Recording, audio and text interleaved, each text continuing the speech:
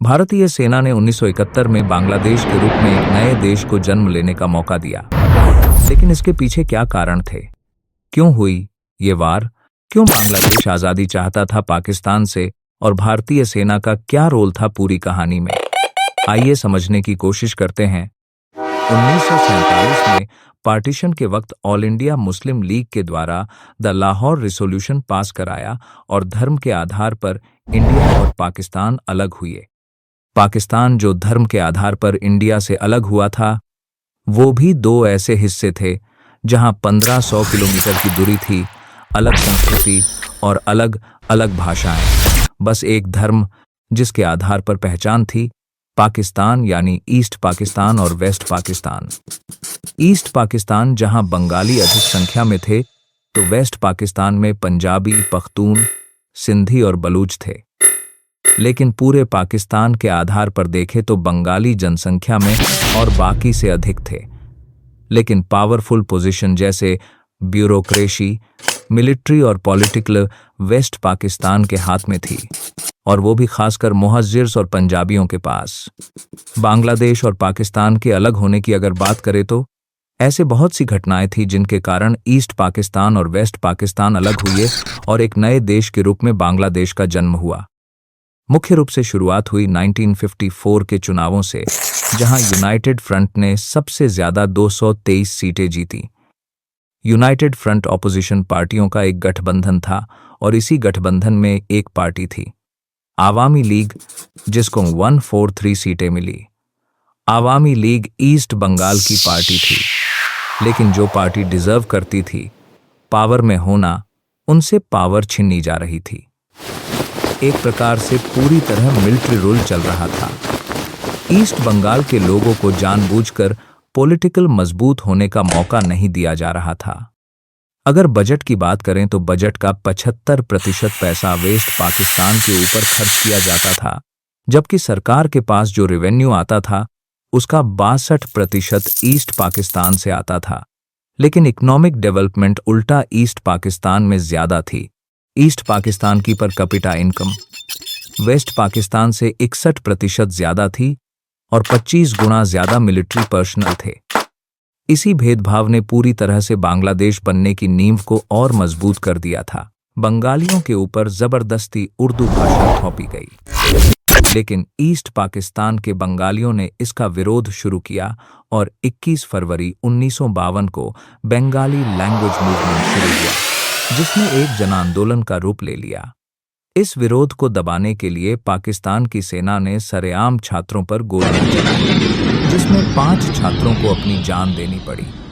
इसी घटना की याद में यूनेस्को ने इस दिन को इंटरनेशनल मदर लैंग्वेज डे के रूप में घोषित किया। इसी बीच अवामी लीग के फाउंडर और बंगालियों के सबसे प्रिय नेता मुजीबुर रहमान ने ईस्ट पाकिस्तान के लिए 6 पॉइंट्स डिमांड उठाई, जिसमें इकोनॉमिक डेवलपमेंट के लिए ईस्ट पाक को एक फेडरेशन स्टेट बनाया जाए और ज्यादा ऑटोनॉमी दी जाए। यहाँ के रिसोर्सेज को ईस्ट गवर्नमेंट को दिया जाए। दोनों क्षेत्रों के लिए अलग अलग करेंसी हो, ईस्ट पाकिस्तान के लिए अलग व वेस्ट पाकिस्तान के लिए अलग। ईस्ट पाकिस्तान के अपने इंडिपेंडेंट फॉरेन रिजर्व हों। लेकिन पाकिस्तान की उस समय की सरकार ने इन सब को रिजेक्ट कर दिया, और उस समय की सरकार के मुखिया आयुब खान ने शेख मुजीबुर रहमान को गिरफ्तार कर लिया। उनके साथ साथ 34 सिविल और मिलिट्री ऑफिसर को भी गिरफ्तार किया गया। इनके ऊपर पाकिस्तान के खिलाफ कंस्पिरेसी रचने के लिए सेडिशन का केस लगाया गया। जनरल आयुब खान का कहना था कि शेख और उसके साथी इंडियन गवर्नमेंट के साथ मिलकर आज़ाद बांग्लादेश बनाने की साजिश रच रहे थे।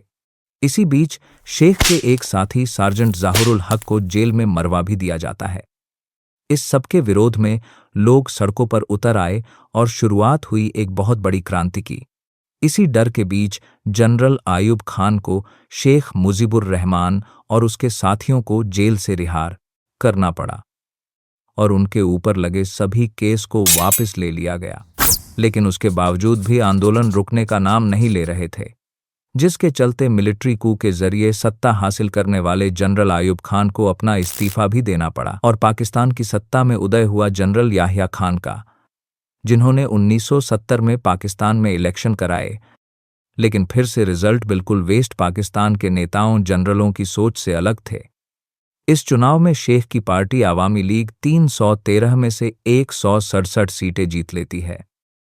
लेकिन इस रिजल्ट को देखकर पीपीपी पार्टी के लीडर जुल्फिकार अली भुट्टो ने जनरल याहिया खान से मुलाकात की और अपनी मर्जी के हिसाब से रिजल्ट न आने पर जनरल याहिया खान ने 1 मार्च 1971 को इस इलेक्शन को खारिज कर दिया।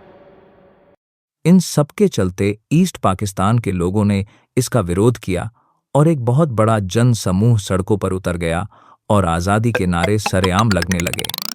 यह पहला विरोध था जिसमें सीधे रूप से इस भीड़ ने आज़ादी की मांग शुरू कर दी और यहीं से बांग्लादेश लिबरेशन वॉर की शुरुआत भी हो जाती है। शेख मुजीबुर यहाँ लोगों को संबोधित करते हैं और उनमें आगे की राह के लिए हुंकार भरने के लिए एक ऐतिहासिक स्पीच देते हैं।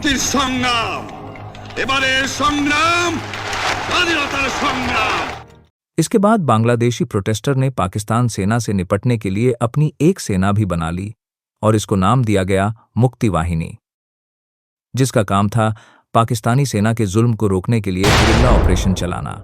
क्योंकि पाकिस्तानी सेना का कत्लेआम दिन प्रतिदिन बढ़ने लगा था और पाकिस्तानी सेना अब लोगों को चुन चुनकर भी मार रही थी। महिलाओं और युवतियों के साथ बलात्कार किया जाता रहा था। एक ही रात में पाकिस्तानी सेना ने ऑपरेशन सर्च लाइट के तहत 7,000 छात्रों को मार दिया था और एक हफ्ते के अंदर कुल 30,000 बंगालियों को अपनी जान से हाथ धोना पड़ा।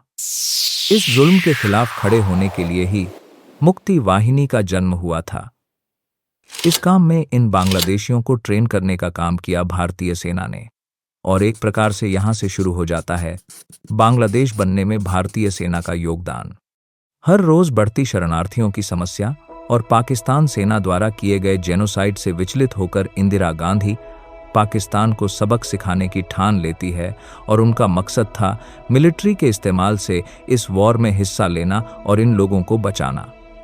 उस समय के भारतीय जनरल सैम मानेकशॉ ने इंदिरा गांधी से वॉर की तैयारी के लिए थोड़ा समय मांगा और इस बीच भारतीय सेना ने मुक्ति वाहिनी को ट्रेन करने का काम जोर शोर से शुरू कर दिया।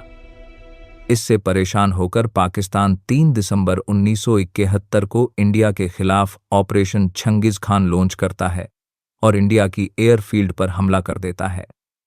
लेकिन भारतीय सेना की तैयारियां पाकिस्तान की सोच से कहीं ज्यादा थीं। भारतीय सेना ने ईस्ट पाकिस्तान में मौजूद पाकिस्तानी सेना पर एक बेहतरीन स्ट्रैटेजी के साथ हमला शुरू किया और 16 दिसंबर 1971 को भारतीय सेना ने ढाका शहर को चारों तरफ से घेर लिया। पाकिस्तानी सेना को आत्मसमर्पण के लिए केवल 30 मिनट का समय दिया गया। लेफ्टिनेंट जनरल आमिर अब्दुल्लाह खान नियाजी बिना किसी रेजिस्टेंस के सरेंडर कर देते हैं